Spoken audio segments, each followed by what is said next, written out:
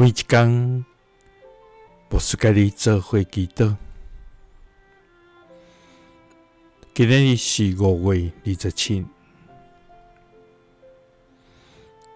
以赛亞書43章19節安尼講：我要做一項新的事，膽直地發現，靈感毋知嗎？我要佇曠野開道路，佇沙漠開江河。三角來祈禱，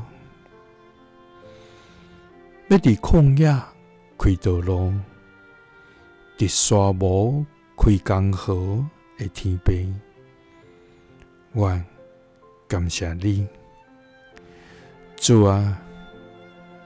你是各種各活的全能上帝，你是慈悲憐憫的疼痛天父，主啊！今仔聽候你的，你要施恩予因；今仔專心倚靠你的，你要賜因平安，主啊！願呼求你的時，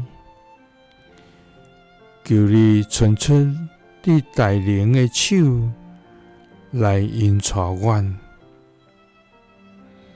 為阮開一條活命的路，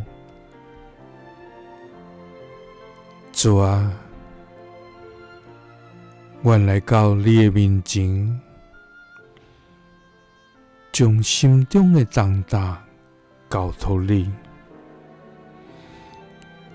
求你佇阮腳步軟弱無力的時，出手來扶持阮，予阮知你要甲阮同在。主啊，因為你應允阮要做一項新的事，膽要通看見，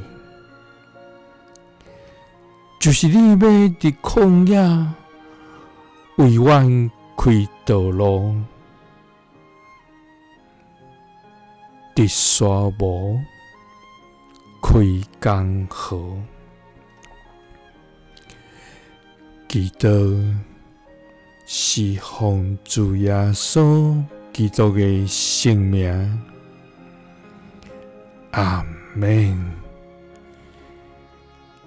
耶穌聽你，賜你平安。